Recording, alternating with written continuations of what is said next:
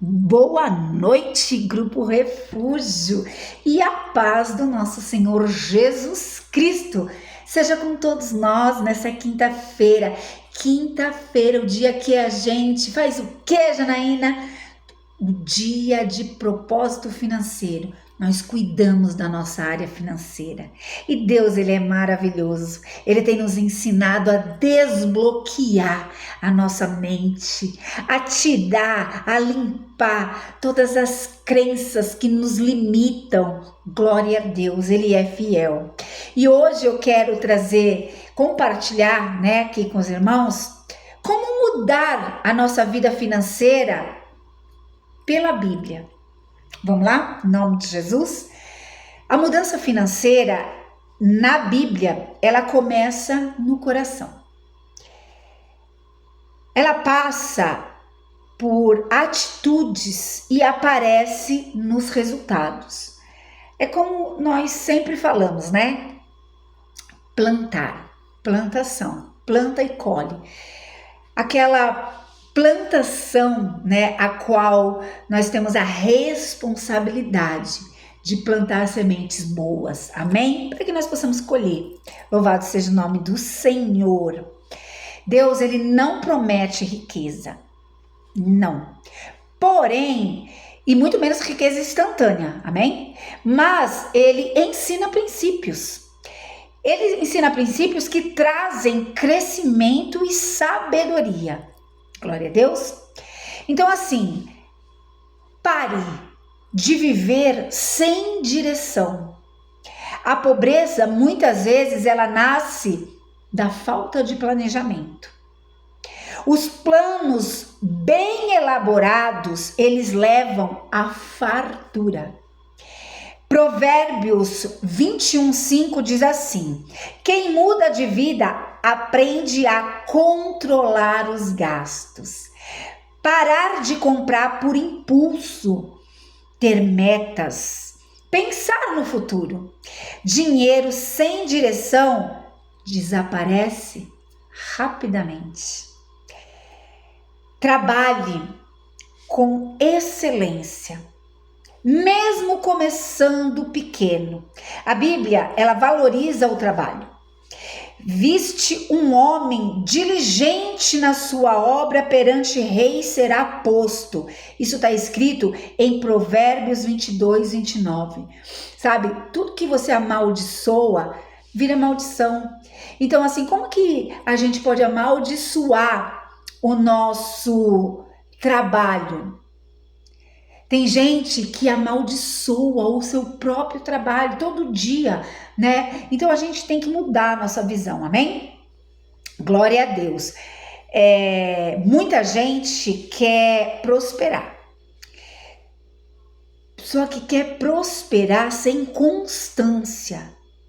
Deus, Ele honra o esforço, a responsabilidade, a pontualidade. Fidelidade no pouco. Quem é fiel no pouco, cresce. Não é assim que a Bíblia diz? Fuja das dívidas desnecessárias. Dívida prende.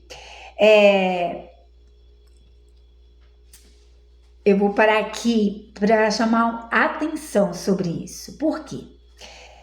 Porque a dívida, quando nós estamos endividados, a gente fica preso emocionalmente e espiritualmente. Então, assim, existe dois tipos, ou duas ocasiões, ou como queira chamar, que nos leva à dívida. Uma é exatamente isso, esse impulso desnecessário, de fazer dívida, de comprar, disso e aquilo. A gente compra, o que não precisa e joga dinheiro fora e acaba ficando endividado. Porém, existe também coisas que acontecem casualmente, que a gente não espera. Uma quebra de carro, uma doença, ou que muda, infelizmente, a situação. Mas seja qual for dos motivos, abala a saúde física, mental, até mesmo espiritual. Então, assim, o que toma emprestado, a Bíblia diz, é servo do que empresta. Isso está em Provérbios 22, 7. Nem toda dívida é pecado. Amém? Que é o que eu falei. Por quê? Pelos exemplos que eu dei, muitas vezes você busca viver uma vida endividada, mas outras vezes a ocasião, né, acontece e infelizmente faz com que a gente entre numa dívida. Porém, nós necessitamos entender, né, que a nossa vida ela precisa ser administrada e a nossa vida financeira igualmente, a todas as áreas da nossa vida, amém? Porque, como eu estava dizendo, nem toda dívida ela é pecado, mas viver dependendo, o dependente da dívida, aí destrói a nossa paz. Então, mudanças financeiras, o que exige? Exige sim, exige cortar excessos, aprender a esperar, viver abaixo do que ganha por um tempo. Então, assim, aprenda, vamos, sabe, praticar, vamos aprender a guardar. Lembra de José? José salvou o Egito porque ele armazenou nos tempos bons. Olha o que diz em Provérbios 21, 20. Na casa do sábio há tesouro e azeite. Então, nós precisamos pedir sabedoria para Deus, para organizar, para administrar a nossa vida financeira. Guardar dinheiro não é falta de fé, é sabedoria. Então, começa no pequeno, começa um mês guarda 5, outro 10, outro 20, assim, conforme vai dando, mas não deixe, não, sabe, crie o hábito de guardar, amém? O importante é criar a disciplina. Não despreze as oportunidades simples.